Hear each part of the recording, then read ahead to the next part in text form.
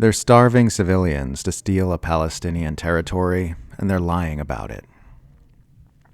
So just so we're all absolutely clear about what we're watching here, Israel is intentionally starving civilians in order to bring about the ethnic cleansing of Gaza and steal a Palestinian territory. That's all this is, and anyone who says otherwise is lying. This isn't a theory. This is what's happening. The facts are in, and the case is closed. Israeli officials aren't even hiding it anymore. Israel's heritage minister is telling the Israeli media that the government is racing ahead for Gaza to be wiped out, and that all Gaza will be Jewish. Israel's national security minister is tweeting in Hebrew that a complete halt of humanitarian aid will allow encouragement of migration and settlement in the Gaza Strip. Israel's defense minister announced earlier this month that the official plan is to build a giant concentration camp for Gaza's population on the ruins of Rafah while working to deport the population to other countries. Benjamin Netanyahu himself made it clear back in May that implementing Donald Trump's plan for the ethnic cleansing of Gaza was a precondition to having peace in the enclave. Trump made it clear back in February that his plan was for all Palestinians to be removed from the Gaza Strip on a permanent basis.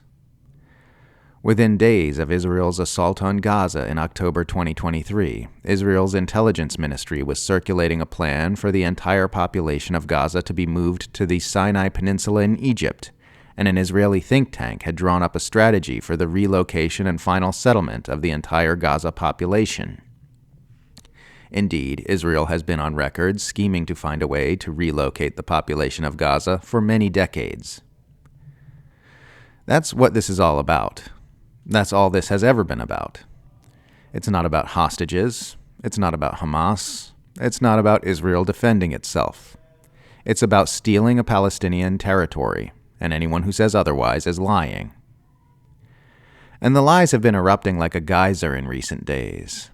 Israel and its apologists have been frantically pushing the narrative that Gaza is starving because the UN isn't allowing aid in, swiftly refuted by Dropsite News.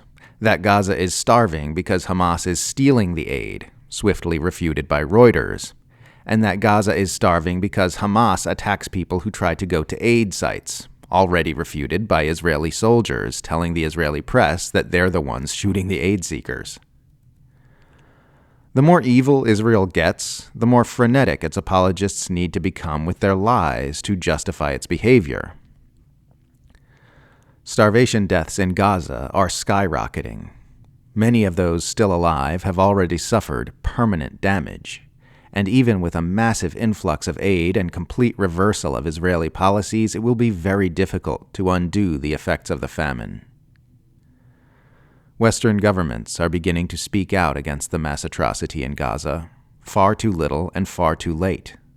We can expect Israel and the United States to respond to this outcry by saying that Palestinians need to be evacuated out of Gaza as quickly as possible in order to rescue them from this deliberately manufactured humanitarian crisis.